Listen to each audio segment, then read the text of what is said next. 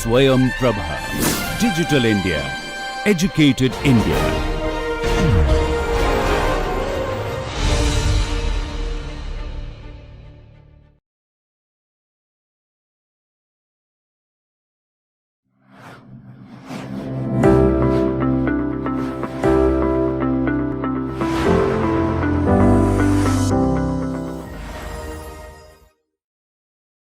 In this lecture, we'll be looking at the problem of rupture of a thin film. Now, by thin film, we mean films where we'll be able to apply the lubrication approximation. Now, if you recall, we had said that in the lubrication approximation, the horizontal extent of the film is much larger than the vertical extent, and therefore there is a scale separation, and we can exploit this geometric ratio, this large scale separation, and to simplify the governing equations. In particular, we found that inertia drops out of the system. Now, before I proceed with the general idea of rupture of a thin film, let me explain why this would be important. Now, thin films occur in a variety of systems. In an industrial setting, we may be interested in coating surfaces, and we want to find out the coating that we've created, whether it's stable or not. Now, this could be coating of adhesives on substrates. You also encounter thin films when you have surfaces coming in contact with each other. For example, when a ball or a droplet basically hits a surface, then you have a thin film that forms. Okay. In particular, for example, if you take a substrate and you have a droplet that falls on the substrate, during impact, what ends up happening is the drop deforms. This drop deforms. And there is a thin film that forms just below the drop. Now, this thin film basically acts like a cushion, and that can sometimes even prevent the droplet from making contact with the surface. You can also have thin films in emulsions. What is an emulsion? For example, if you have droplets of one fluid suspended in another fluid, then that would be called an emulsion. Most cosmetic products are emulsions. The most common type of emulsions are what are called as oil in water emulsions. Milk is another example of an oil in water emulsion, because the milk has these fat globules, and for simplicity we will treat fat as just oil. You have these oil globules surrounded by an aqueous medium. And what prevents the globules from coagulating? You have the specific kind of proteins called phospholipids, which prevent these globules from coagulating or coalescing into each other. But when the milk goes bad, what we refer to as milk has gone bad, there's a phase separation that happens, and you have a thick fat layer which separates out from the rest of the milk. Now, what happens in this process? Let's take a look at it. So, for example, you have a container in which there's milk, and you have tiny droplets of oil.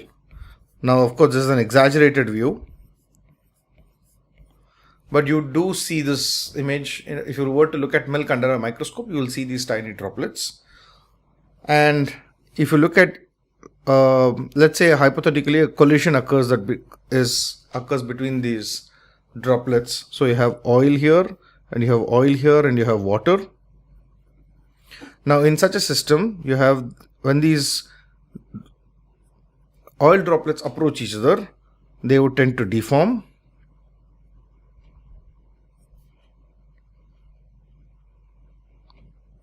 And if I were to make a magnified view of this thin film region, then what you have is something like this. You have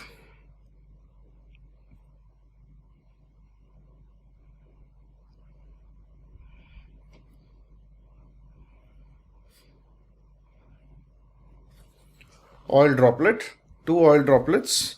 So this oil on this side, oil on this side, and you have water in the middle. You have water in the middle. Now, the stability of the emulsion itself on the whole depends on interactions of this nature, and you would want ideally to prevent these interactions. And nature, for example, has devised these protein molecules which basically shield these oil droplets from coalescing to each other, right? So these introduce additional stresses called Marangoni effects and so on. Now you also encounter rupture of thin films in other biological systems, such as, let's say, rupture of tear films. So here I'm drawing a simple sketch of the eye. This is your eye, and on this eye, what we have is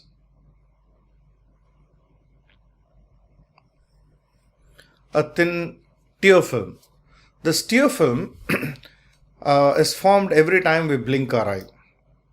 Now, to know whether you are suffering from a disease like a dry eye disease, clinicians would want to know how long does this take? How long does it take for this tear film to rupture?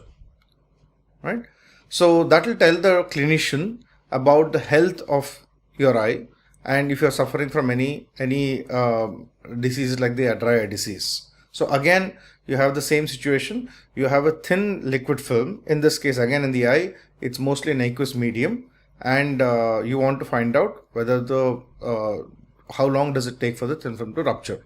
You want to find out the mechanism of rupture as well. Now, a rupture typically occurs in many of these systems because of a force called the van der Waals force, which we'll be introducing into this analysis. Now, to simplify the analysis and keep the problem tractable, I've considered a simple model, the simplest possible model that we can construct for the rupture of a thin film to study this problem. So we've considered a flat horizontal substrate. It's flat and it's horizontal. So gravity is acting perpendicular to the substrate. I've taken my coordinate system x and y to coincide. X coincides with the parallel to the substrate, and y is perpendicular to the substrate. And there is a thin film on top of varying height, and this thin film has a thickness given by the expression y equals h of x comma t. Now, if you notice the problem, I've clearly taken a two-dimensional setting. Though the analysis straight away carries over to a three-dimensional system. Now, we have also said that this is a free surface flow. So we are ignoring the role of the gas above. So the gas is at constant pressure and the viscosity of the gas is 0. We've already done the analysis for the interface conditions for a free surface flow, and we'll be using some of those derivations that we've done in the earlier weeks in this lecture. Now, as I already said, we'll be making use of the lubrication approximation. That's the first kind of approximation that we'll use.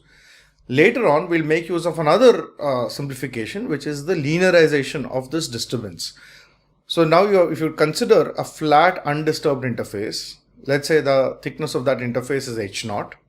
What we want to do is we want to perturb that interface. We want to disturb that interface.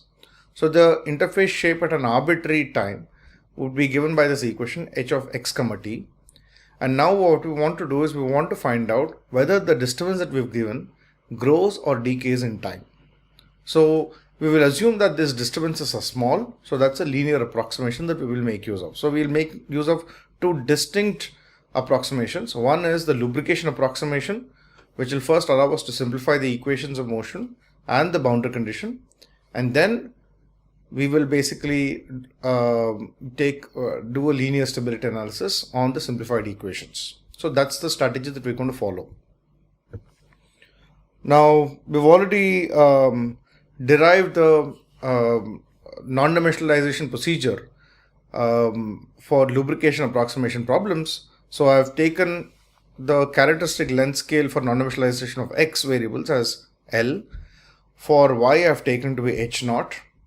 And for velocity, I've taken to be u0. And for vertical velocity, it's v0. For horizontal, it's u0. And we've also found out that in the discussion of lubrication approximation that we had earlier, we found that the scale for pressure that we get when we apply the lubrication approximation is the viscous scale for pressure, that is mu u0 by L divided by 1 by epsilon square. That's a scale for pressure. Now, at this point, I'm not going to define what is the scale u0, that is a velocity scale.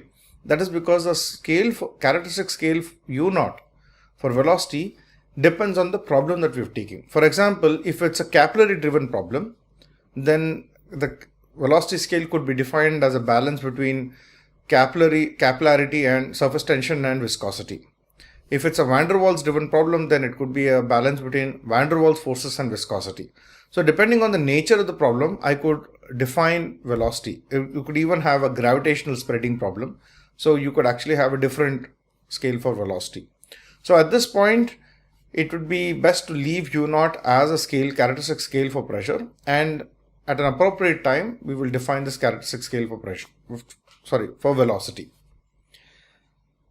Now, the governing equations are as follows. We have the continuity equation. We have the x and y momentum equation.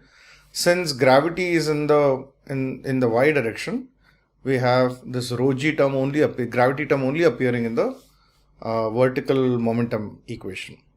Now, I'd like to remind all of you that if variables with a tilde are dimensional variables, and right now we've written down the dimensional equations. Now, we've also derived the necessary boundary conditions at the bottom, which is a flat surface. So at the bottom we have the no slip condition and the no penetration condition. And at the interface we have three conditions: the kinematic condition, the normal stress balance, and the tangential stress balance. Right? Now, on your screen you have now all the equations and the boundary conditions. Now the next step is to non-dimensionalize these equations. Let's derive the non-dimensional form of these equations.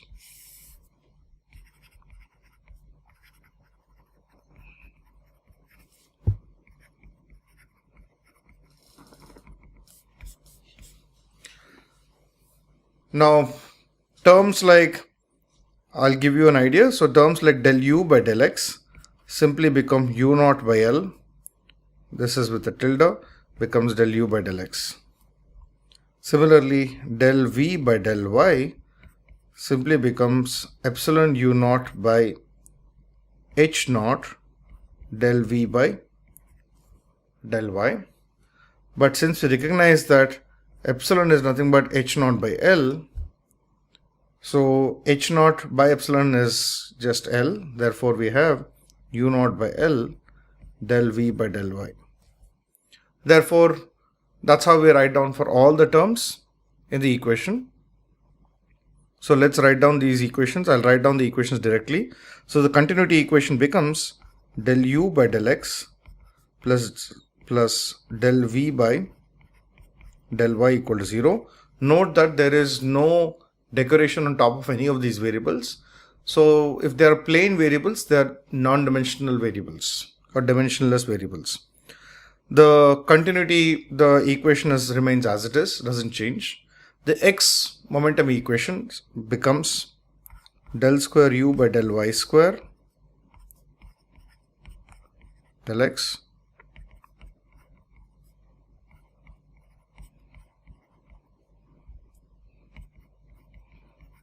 Reynolds du by dt. So again, I encourage students to try out this analysis. For example, you have a term like del square u by del x square. This simply becomes u0 by L square del square, this is with the tilde, sorry, that becomes del square u by del x square.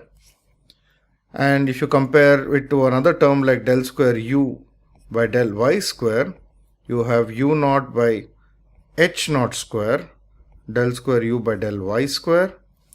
And when we combine them and we divide throughout by u0 square by L square, then what you get is this epsilon square term. That's how we arrive at this equation. Now, we can write down similarly the y momentum equation. The y momentum equation reduces to del p by del y will be epsilon square del x square plus epsilon square. This should be y square plus epsilon square Reynolds number dV by dt. This dV by dt and du by dt of any quantity, this is the material or substantial derivative.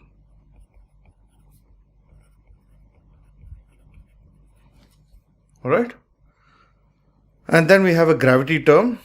So if we non-dimensionalize it correctly and make sure that the coefficient of del P by del Y is 1, that's the leading order term. Everything else is smaller than this term. It has epsilon or epsilon square and so on.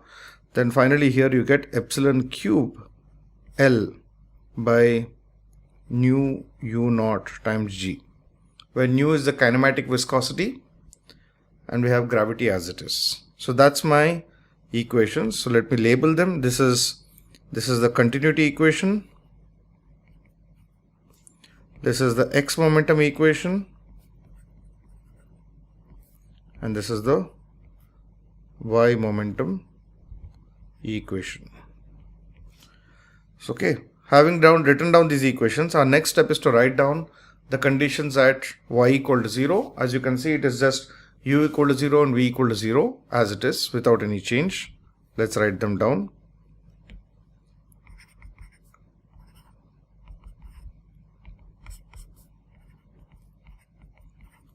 Zero, and now at y equals h of x comma t, we have to derive the interface conditions, right? So to derive the interface conditions, we have to remember a few things. For example, if you look at the normal stress balance and the tangential stress balance, you have the derivative of the height. So we have hx tilde. This is nothing but del h tilde by del x tilde. And if you non-dimensionalize it, we have for h tilde we have h naught, and for x tilde we have L, that is del h by del x. But we also know that h naught by L is epsilon, therefore that is epsilon del h by del x. So you see that the height derivative del h tilde by del x tilde essentially becomes epsilon del h by del x, right? So we'll make use of this simplification. Let's start with the kinematic condition. Kinematic condition, all these conditions are, remember, are at y equal to h of x comma t. The kinematic condition essentially we have v equals del h by del t. V tilde is del h tilde by del tilde plus u tilde del h tilde by del x tilde. This should be h tilde, sorry. So now this equation, if you work it out, you will exactly get the same. You will get v tilde will be del h tilde by del t tilde plus u tilde del h tilde by del x tilde. This simply becomes v is equal to del h by del t plus u del h by del x. No change in this equation. Now the normal stress balance,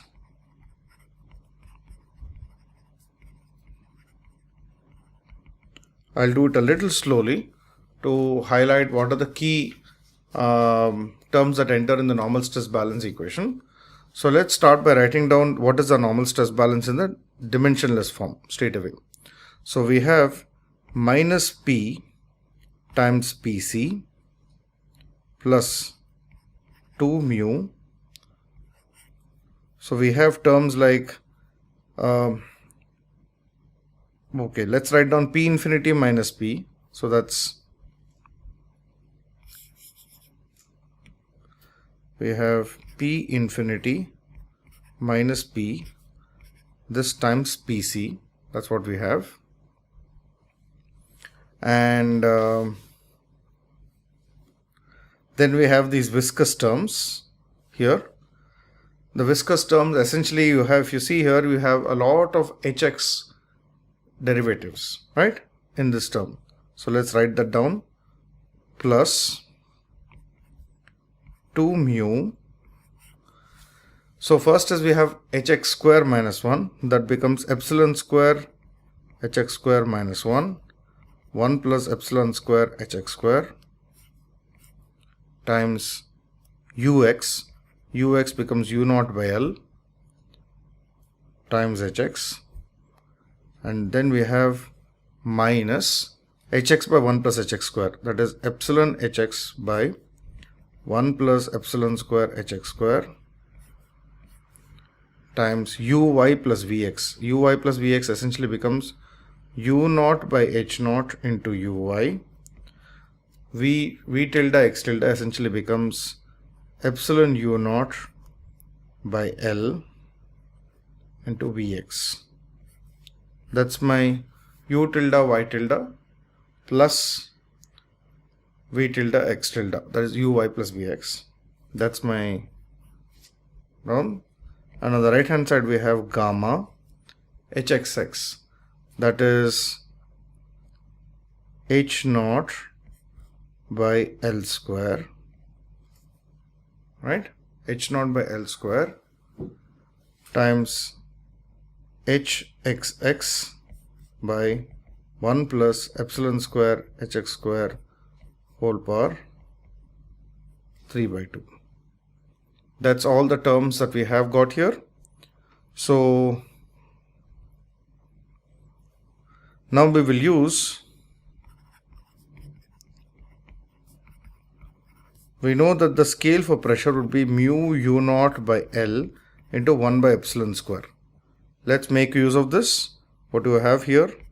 We now have P infinity minus P times Pc, that is mu u naught by L times 1 by epsilon square plus 2 mu. So we have epsilon square hx square minus 1 by 1 plus epsilon square hx square times u naught by L into hx. That's the first step that we have, first term that we got. Then we have minus epsilon hx by 1 plus epsilon square hx square times we have u naught by h naught. Remember, u naught by h naught essentially becomes u naught by L into L by h naught, right? So this term essentially becomes u naught by L into 1 by epsilon. Okay, so let's write that down. We have 1 by epsilon uy plus epsilon u naught by L Vx. Okay, so the simple rough work that we have done here, we'll put it in a box here. So that completes the viscous term here. And on the right hand side we have gamma h naught by L square. Gamma h naught by L square can also be written as epsilon gamma by L, because h naught by L is epsilon, times hxx by 1 plus epsilon square hx square whole power 3 by 2. Okay. Now what we can do is we can multiply throughout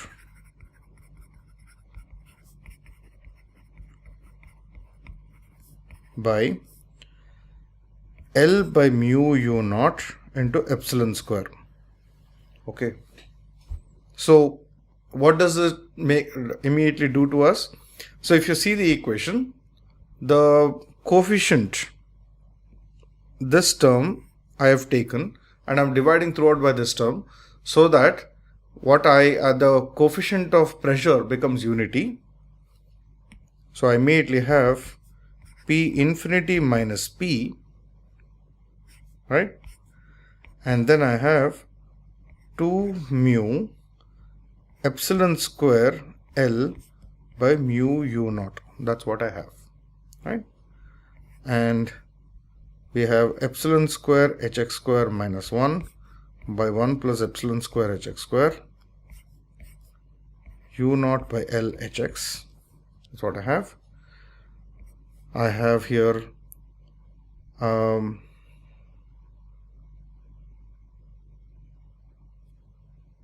I missed something here.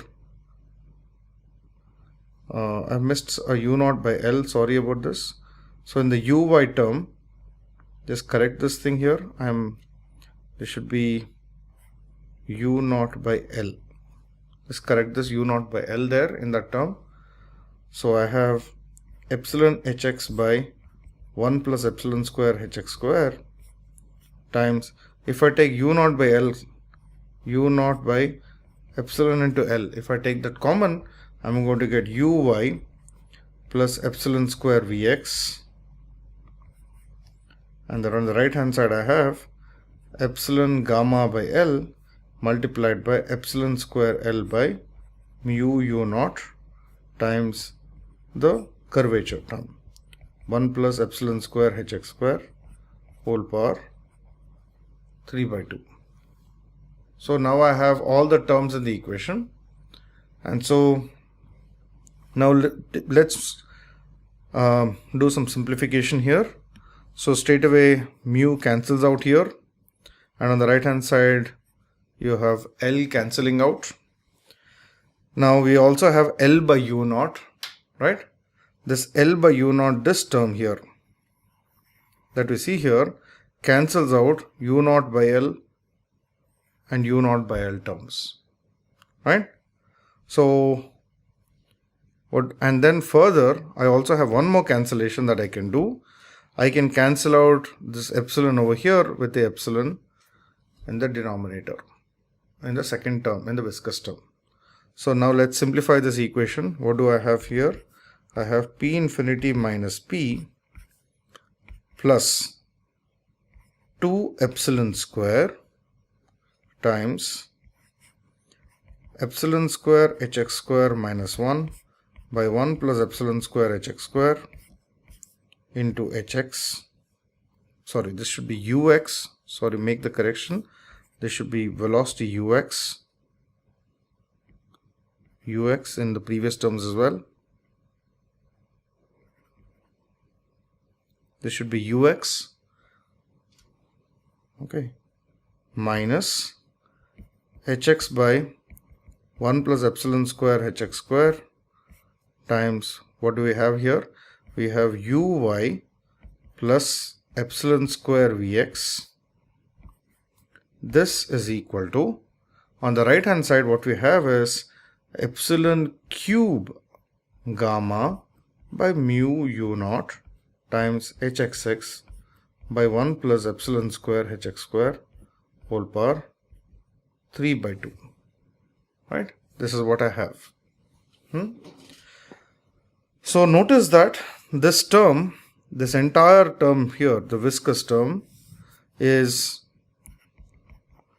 viscous term are order epsilon square or smaller.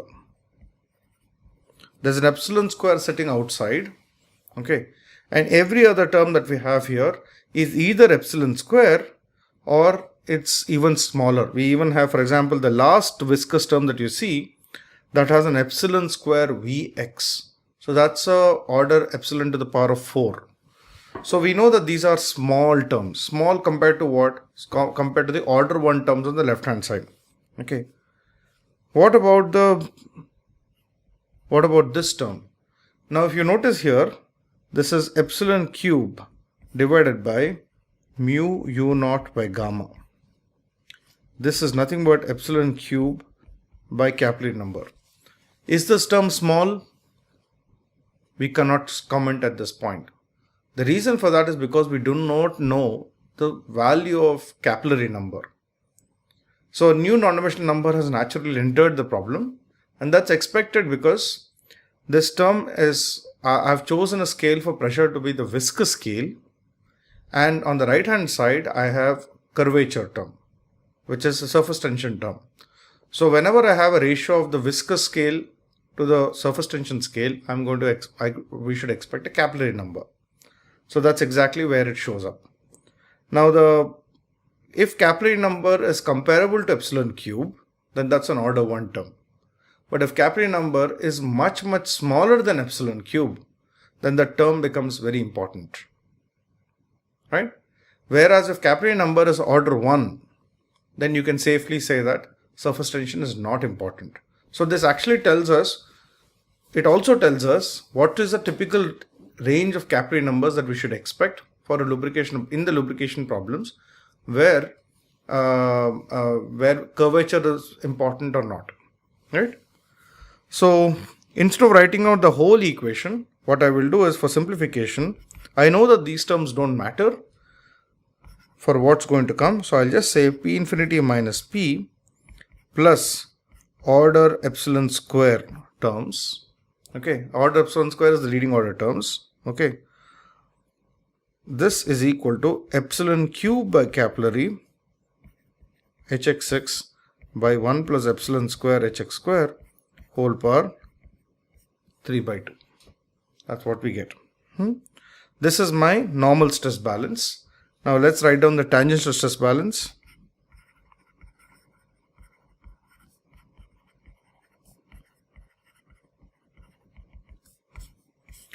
Remember that the tangential stress balance is given by this equation: u tilde y tilde plus v tilde x tilde multiplied by 1 minus hx square minus 4 ux hx with the tildes is equal to 0. That's what we have. Now let's write down the non-dimensional version of this equation.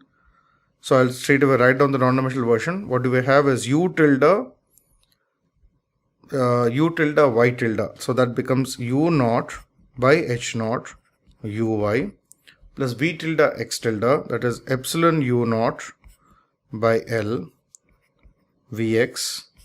This is what we have, the first term, minus 1 minus epsilon square hx square minus 4 u tilde x tilde, that is u naught by L, and h tilde x tilde, that is epsilon into ux hx is 0. Right? Now if you note that epsilon is h naught by L, I can simply replace this first term by 1 by epsilon into uy plus vx.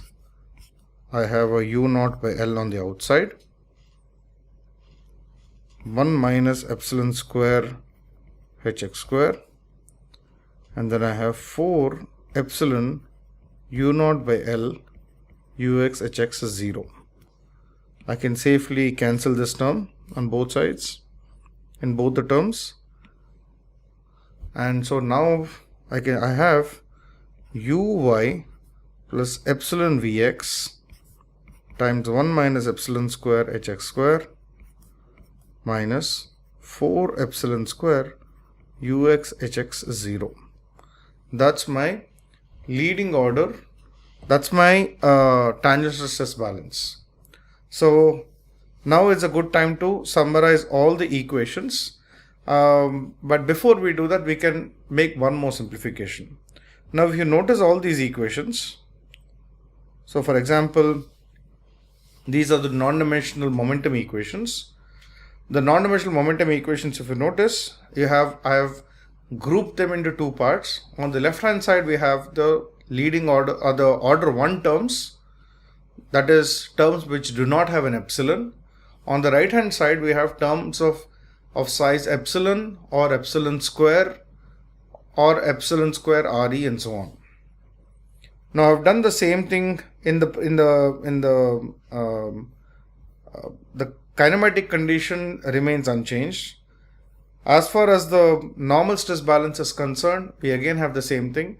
We have separated them into order 1 terms and order epsilon square and smaller terms. The exception is this term, epsilon cube by RE. At this point, we will not comment on what is the exact size of it. We'll retain that term because we do not know the value of Capri number in a given problem. In the tangential stress balance, again we have the same thing here. If we were to simplify this further, we have uy is equal to, or let's retain this as it is, and we will simplify this equation. Now how do we simplify these equations further? Now the easiest way to simplify this equation is using a perturbation expansion. Okay, Now, in perturbation theory, the first thing to look out for is a small parameter. Now we have not one but two small parameters. Okay, so let me write this down.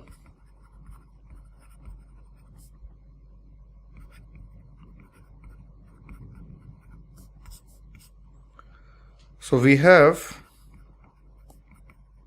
two small parameters in the problem.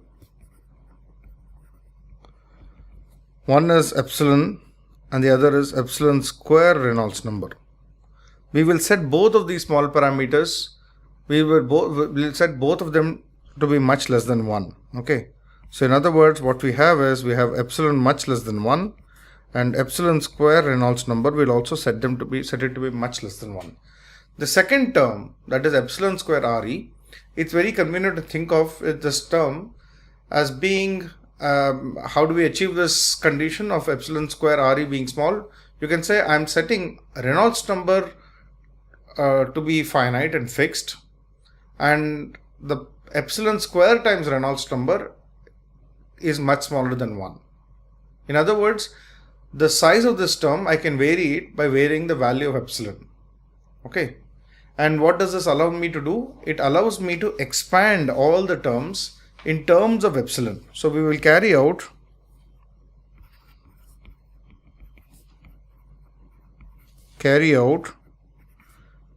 an expansion in terms of epsilon. Okay, what does that essentially mean?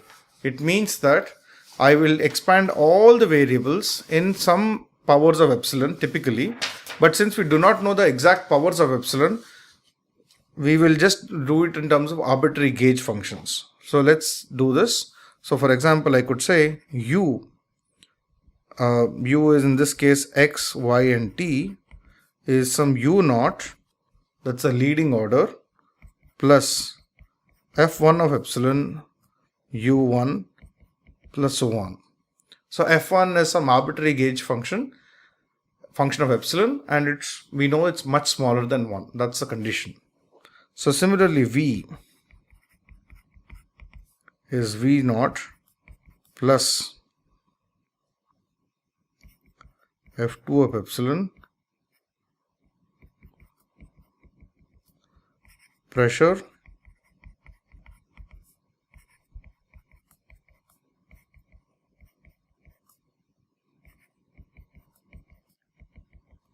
and finally we have an expansion for the height. H comma t is some h naught, which is also a function of x comma t, plus some unknown f4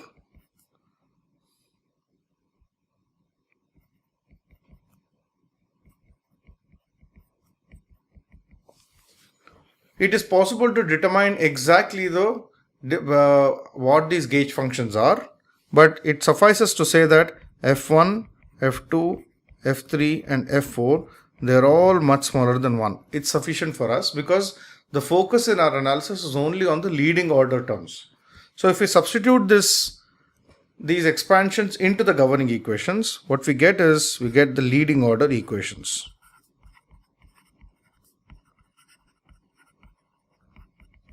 What are the leading order equations? Substitute the above expansions into the above non-dimensional equations.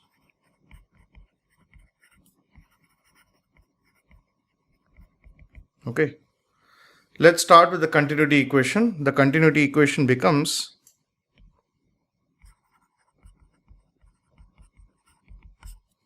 it simply becomes del u0 by del x plus del v0 by del y is equal to 0. Only the leading order. Remember, leading order means these are order 1 or order epsilon power 0 terms only. That's the meaning of leading order. Alright. So we have the continuity equation. Let's write down the x momentum equation. The x momentum equation becomes del square u0 by del y square minus del p0 by del x 0. The superscript 0 indicates that we're only writing down the equations for the leading order. Then we have the y momentum equation.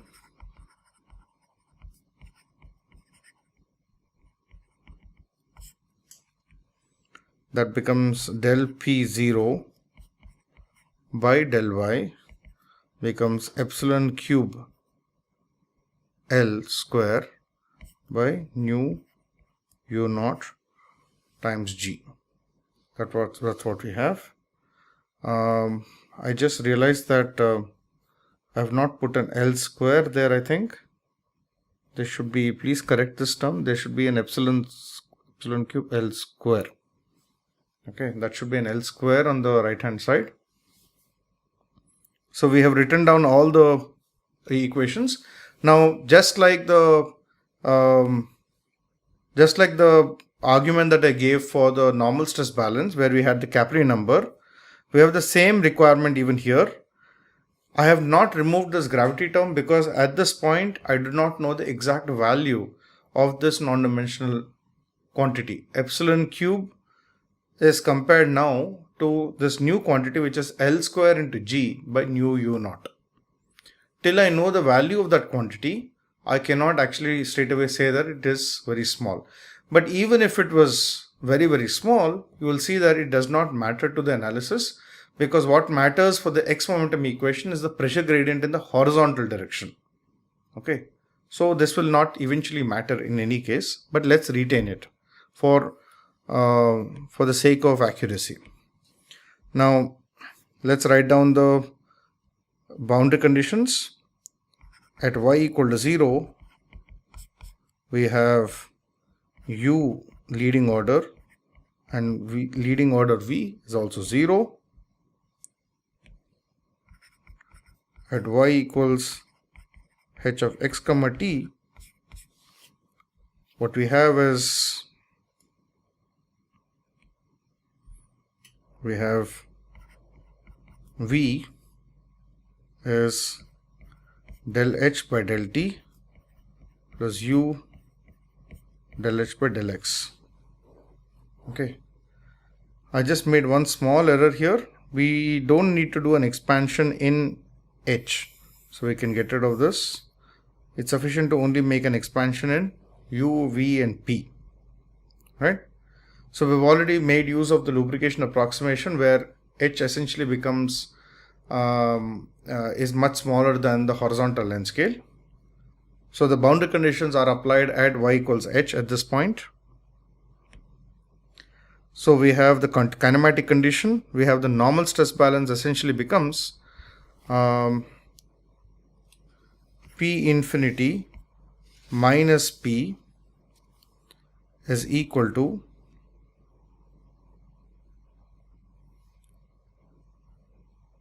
minus epsilon cube gamma, or minus epsilon cube by capillary number times hxx. I don't need to, again, as I said, we don't need to do an expansion in h, because these terms, if you look at the tangential stress, the normal stress balance, the denominator has 1 plus epsilon square hx square. This 1 plus epsilon square hx square essentially becomes very, very small. Just to illustrate here, you have 1 by 1 plus epsilon square hx square whole power 3 by 2 essentially becomes 1 plus epsilon square hx square whole power minus 3 by 2.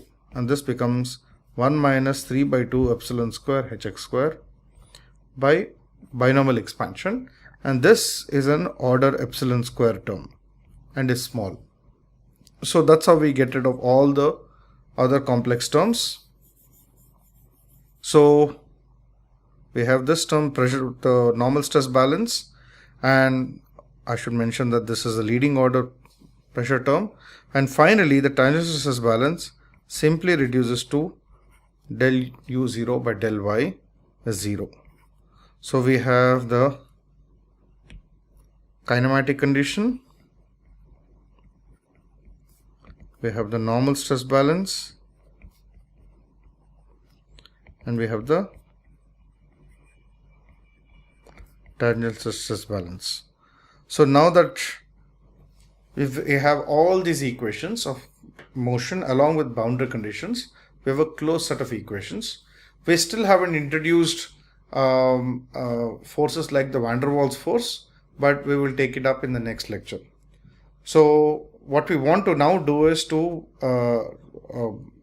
take these equations and then perturb the interface and see what's the linear stability of the system looks like. So that's what we will be doing in the next lecture. Thank you.